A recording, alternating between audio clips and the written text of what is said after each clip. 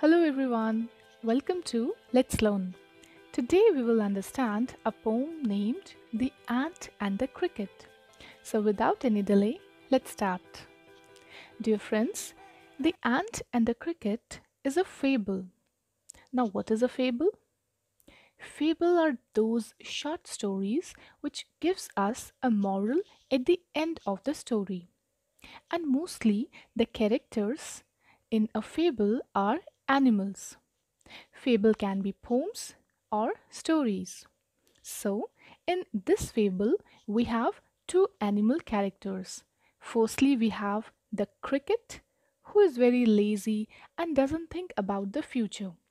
And secondly, we have the ant, who is very hardworking and futuristic. Now, let's begin our poem.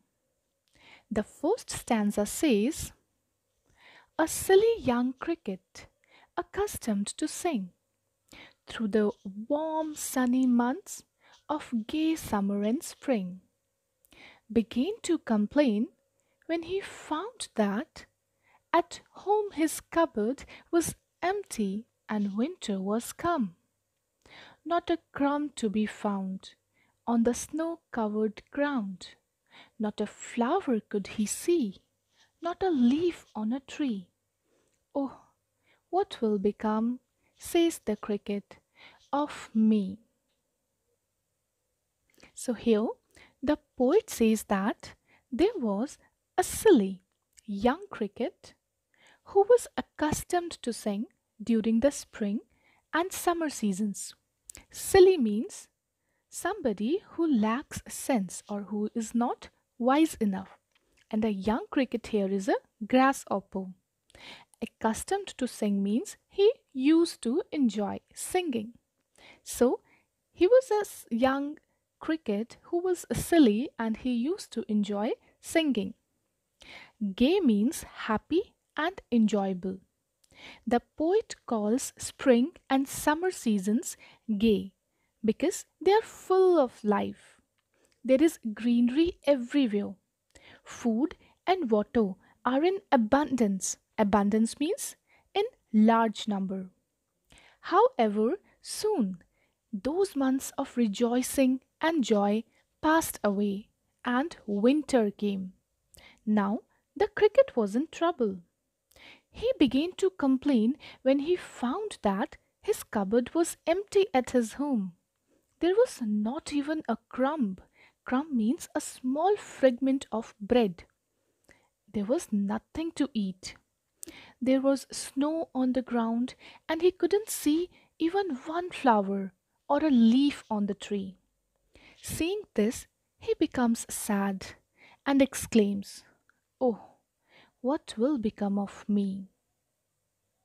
Then, in the second stanza, it says, at last, by starvation and famine, made bold, all dripping with wet and all trembling with cold, away he set off to a miserly ant to see if, to keep him alive, he would grant him shelter from rain and a mouthful of grain.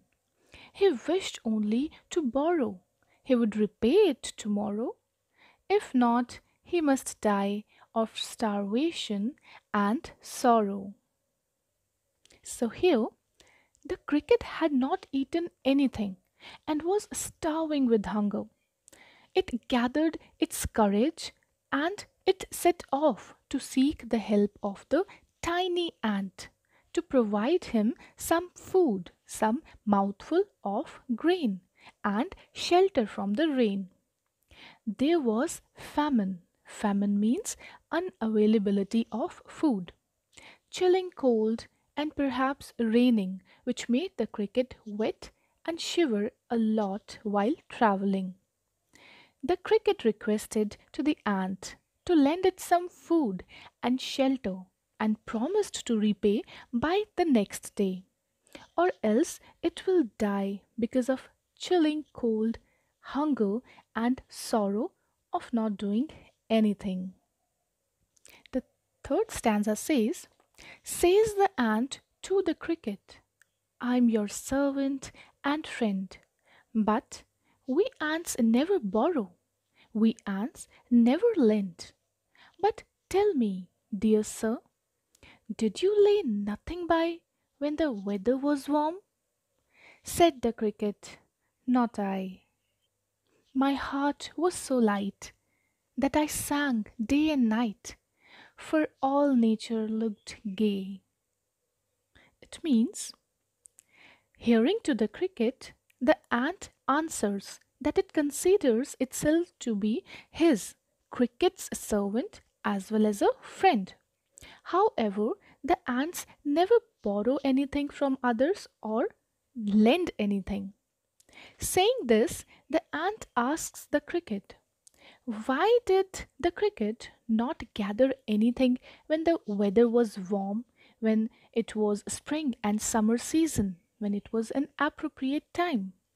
Hearing to the ant, the cricket replies that its heart was so light. That means it was quite happy and did not care about the future.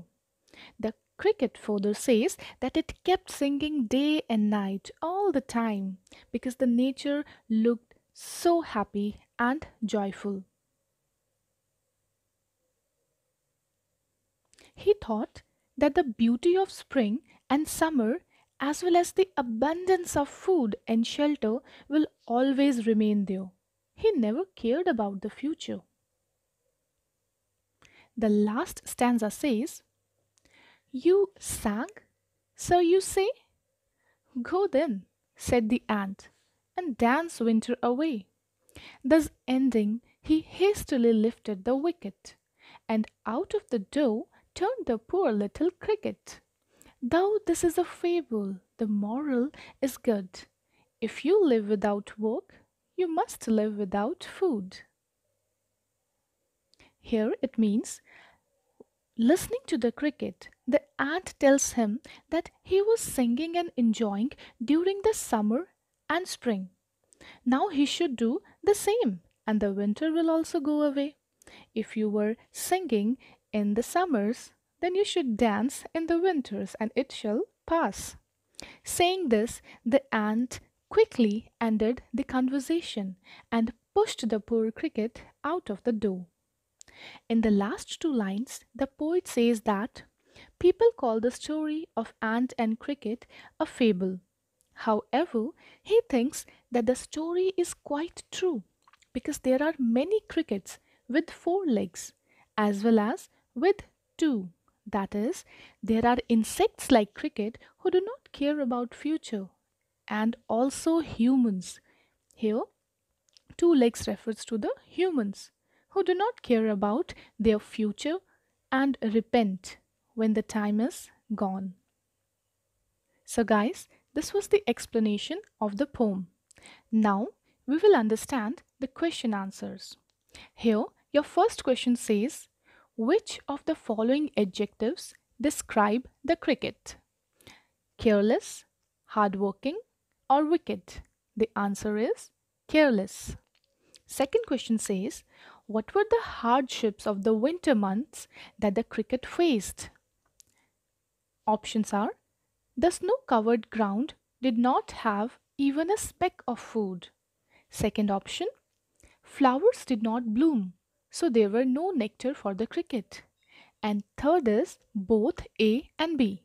So the answer is both A and B. Your third question says, Dash awaited the cricket when it concentrated only on enjoyment and forgot to work hard. Options are suffering and starvation, happiness and food, crumbs, nectar, and leaves. So the answer is suffering and starvation. Our next question is, which line from the poem shows that the cricket was worried for his well-being? First option is, away he set off to miserly ant. Second option, he would repay it tomorrow.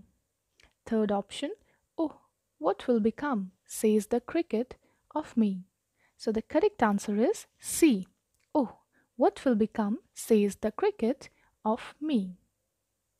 Your next question is, Why couldn't the cricket find flowers and leaves to feed on because of snow all around?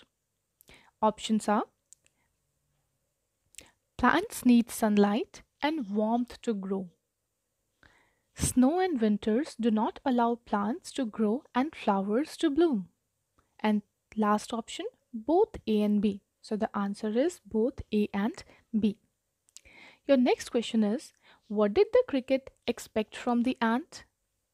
Answer is, the cricket expected from the ant to lend him a mouthful of grain and shelter from rain. Your next question says, what did the ant explain to the cricket? Is the ant cruel or straightforward? The answer is, the ant explained to the cricket that either we are your servants or we are your friends. We ants have a rule of not borrowing or lending anything to anyone. This is what the ant explained to the cricket. Next question says, you sang, sir, you say? Who said these words? Answer is, the ant said these words. Next question, who sang and what was the outcome? Outcome means result. The cricket sang, and the outcome was that he couldn't save any food for the coming winters. Next question says, what are the characteristics, traits of the speaker? So the speaker is the ant here. The speaker seems to be bold and a little bit angry here.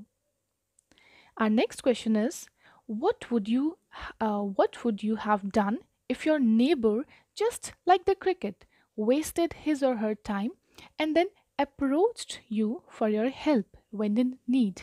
Now you can form this answer on your own.